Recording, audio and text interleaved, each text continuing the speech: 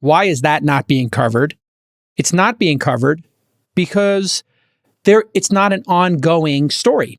So that just shows you. No, I don't think that's right. I think it's not being covered because the mainstream media already took a side on this. Oh, so even more cynical, yeah. Okay. Well, it's not just cynical. So when Nordstream got blown up, the administration came racing out with the line that the Russians did it, that this was self-sabotage. And by the way, the media repeated this endlessly. This was the media line. And it never really made sense to anyone who's paying attention because, first of all, this was an economically vital asset to Russia. Second, it was their main source of leverage over Europe, was their control over the gas supply. So the idea that they would shoot themselves in the foot that way, just to somehow, show how crazy they are, it never really made sense to anyone who was paying attention. And the fact that the administration and the media so quickly raced to that conclusion suggested that it was maybe a cover story. Because if we had nothing to do with it, you would just be more neutral and say, yeah, we don't know what happened. But they had to promote this line that, the Russians did it, which just never made any sense. And now Cy Hirsch has come out with this story, so it laying out in great detail how we did it. It's not just saying we did it. It's laying out who did it and how and the steps and all that kind of stuff. And just so you guys understand who this guy is, he's this legendary Pulitzer Prize winning journalist. He's 86 years old or something like that now. But he broke during Vietnam, he broke the story of the My Lai massacre, which the military denied until he proved it. He broke the story during the Iraq War of the Abu Ghraib prison abuses, which again, the military denied until it was undeniable. He's Pulitzer winning is all you really need to know. Yeah, and here he's a Pulitzer winning journalist. Basically another covert military action. And look, we don't know for sure whether it's true or not, but it looks pretty bad. Do you think that Europe knew? Do you think that the Europeans were told that the Americans were going to go and blow this thing up? If that's true. By the way, the administration has said clearly this is a false story. They said it was pure fiction. I think the specific quote was, this is pure fiction. The Ukraine would be the most likely person to do this. Capability. You got to look for means, motive, and opportunity. They don't have the opportunity to go down there. The story, I don't think the Ukrainians have the capability to do an undersea mission like that. Interesting. The Norwegians do, and the story maintained that we did it with them. The British do. The story didn't say whether they were involved or not. So no, my guess is that if this was a covert U.S. activity, it was kept to a very small group, which is why it'll be hard to prove more definitively than this. The other side of the argument is this is such a provocation, and the administration saying it's fiction. So what is your response to that, Sachs? Would the U.S. do something so provocative, or would they have somebody else do it? And would Norway do something so provocative? It seems like an extremely offensive technique as opposed to just backing the Ukraine to defend itself against Russia's invasion. Here's the thing. Before the invasion, Biden at a press conference said that if the Russians invade, Nordstream would be no more. And they asked him, well, how can you make sure of that? That's a deal between Germany and Russia. We're not involved. And he said, we have ways. We have ways. Just trust me, it'll happen. Separately, Victoria Nuland, who's our Deputy Secretary of State, said something very similar about how we would stop Nordstream if the Russians invaded. And then after Nordstream got blown up, Blinken at a press conference said that this was a wonderful opportunity and was extolling all the benefits of this. And then Victoria Nuland at a congressional hearing said that I'm sure we're all very glad that it's a hunk of metal at the bottom of the sea, again, extolling all the benefits. And we've discussed the benefits on this program of now we've shifted the European dependence on Russian gas to a dependence on American gas. So the fact of the matter is the administration kind of telegraphed what they were going to do. They had the capability to do it, and they had the motive to do it. So it's certainly a plausible story. You're right that we can't know for sure. It's a single source story. You don't believe the administration. It's a single source story that depends on the credibility of Cy Hirsch. But as it stands right now, whose story do I think makes more sense? Probably Cy Hirsch's. You believe Cy Hirsch over the spokesperson for the CIA who wrote, the claim is completely and utterly false, just to be clear. Well, these same people denied Abu Ghraib. Okay, they denied My Lai. You believe that. They deny everything. Okay. Yeah. They deny that NATO expansion had anything to do with the breakout out of this war. Yeah, I mean, this is one of those situations where we can't possibly know. Yeah, you make a good point, J. Cal, which is this, if true, and look, I'm not saying I don't know if it's You're leaning towards believing it. I lean towards thinking it's more plausible than not. Okay. Because also, like, who else could have done it, and who had the motive, means, and opportunity. But you make a great point, which is if we did it, it's an incredibly provocative act. It's basically perpetrating an act of war against a country that has thousands of nuclear weapons. Biden promised us at the beginning of this war that he would keep us out of being directly involved. So this would directly contradict what he said at the beginning of this war. So I think it's a very scary situation here. Yeah, no. And you've been if the US didn't do it, yeah. If the US didn't do it, like, why don't we find the real killer? I actually have this. I have the theory. Here's my theory. The CIA knew how to do it. Biden wants to do it. The Republicans want to do it. Obviously, the people who are the most pro stopping Nord Stream have been the Republicans. They've led this charge even more than the Democrats. So it's a bipartisan issue. Stop Nord Stream, bipartisan issue, hands down. I think the CIA probably knew how to do it. And just like we equipped the Ukraine to do it, we might have facilitated the Ukraine and a collaborator, UK, Norway, some freelancers. You know, we have those freelance former Navy SEALs that operate. Perhaps the CIA just said to the Ukraine, here's a, black ops group. If you wanted to engage them, you could feel free to do so, which would then split the difference between what Tsai is saying and what the CIA is saying, which is typically where the truth lies, is probably between what this investigative journalist of note has said and what the CIA is denying. The CIA probably has plausible deniability. That's my prediction. Well, if you could find a source for that story, J. Cal, that lays out in the same level of detail that Hirsch has laid out in terms of the meetings that occurred, what was approved when, how they did it, when they did it, the explosives they used, the divers they used. It goes into a fair amount of detail. Incredible detail.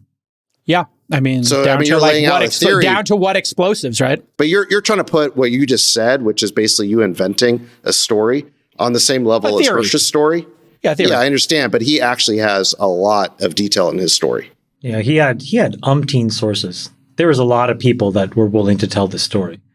No, I don't think that's actually the case. I don't think he has umpteen sources.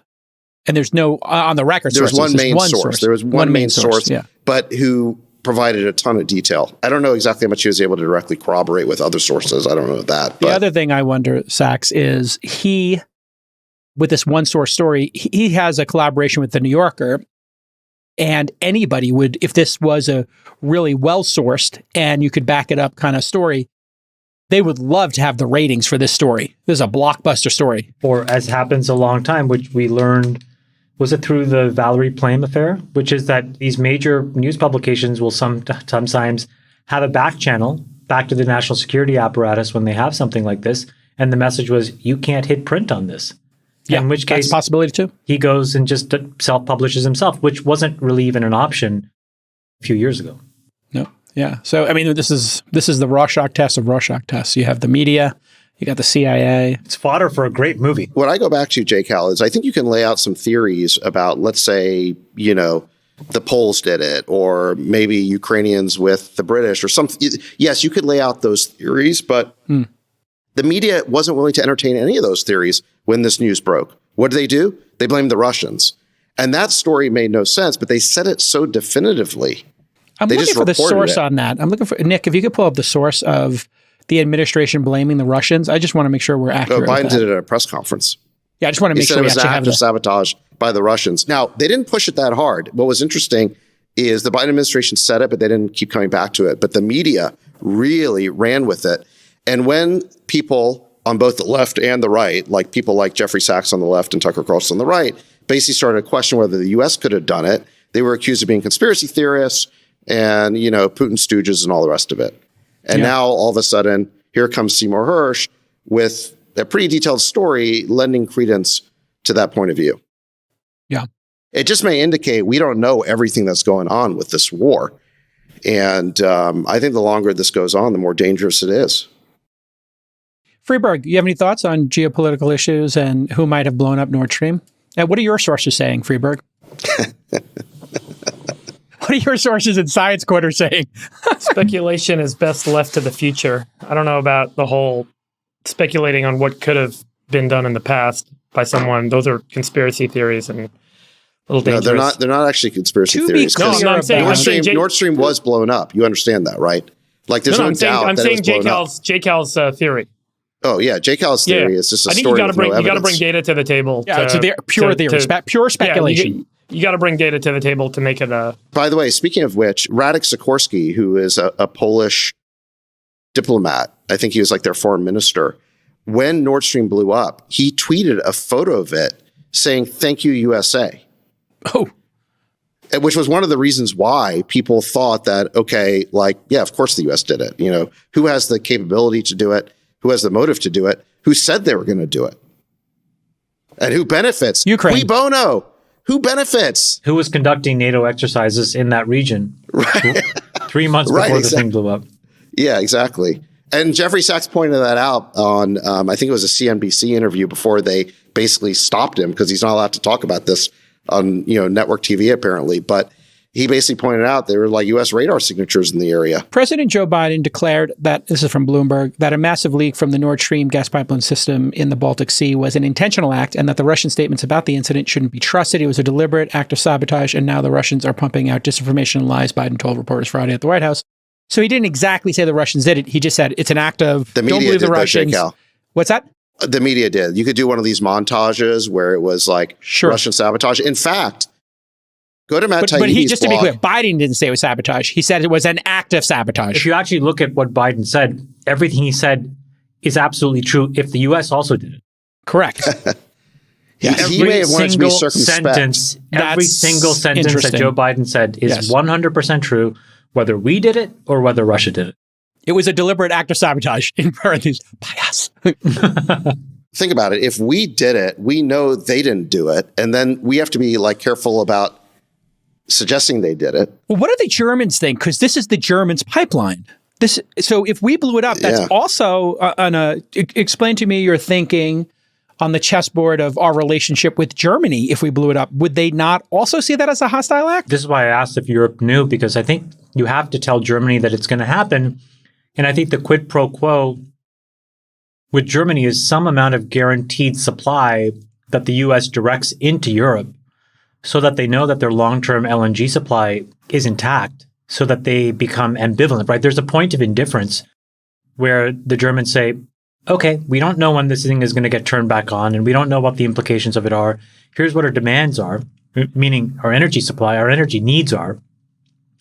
And so as long as the United States can say, look, worst case, we have stuff in the, SPR that we can give you, there's probably a point of indifference where the Germans say, okay, we're just going to turn around and not say anything. And I'm curious, did the Germans say anything when this happened? No, not that I know of. I'm looking for I was literally just typed to Nick, what was the Germans' position on this? Because That's interesting too. That's a tell. Well, yeah, if you're breaking this down like a poker hand, we're trying to figure out. If you construct this hand, right, pre-flop, it's like, where both of these folks are, right? Okay, there was a really interesting video that a guy named Matt Orfalia, who puts together these really funny videos, he puts together these montages of media reactions to things. And what he shows is that, you can have like 20 different media outlets and they all use the exact same words. And when he clips it together, you can see that they're reading from somebody's talking points and it's not really clear who. And basically, if you look at his video here on who blew up Nord Stream pipeline, you see that there was like a party line from the mainstream media on this stuff. A Nord Stream 2. We will bring it into it. How will you do that? I promise you we'll be able to do it. Someone blew up Russia's Nord Stream pipeline. I mean, we'd have to conclude Wait, what is this, without the Saturday Night Live? evidence that it's most likely Russian sabotage on its own infrastructure. It's a common sense matter. I think it's Putin's way of sending a message. What Putin is saying to us by blowing up his pipeline is, look, I can blow up a pipeline. Everyone knows that Putin did this himself. Who are these talking heads? Smoking gun without the direct proof. I think logic and common sense will tell you that without the evidence. Russia was behind the incident. We can say it for sure. Who sabotaged the Nord Stream 2 pipeline? All right, enough. This is nonsense. Come on, that's hysterical. This is, it's these talking heads who have no firsthand experience and they're more than willing to comment on this stuff. It's hysterical. It's fantastic. It's fantastic. All his videos are like that, where like he has one on the Hunter Biden laptop as well, where again, he's got like 20 different talking heads and media outlets all portraying it in exactly the same language. And it just makes you realize that there's a narrative around for the things. Sunday morning shows, you hear the same narrative from each side. How does that actually get coordinated? Each side builds those bullet points, emails their, what do they call them? Surrogates. They email all the surrogates and say, just keep saying these things over and over again to codify. Yeah, it's a WhatsApp group.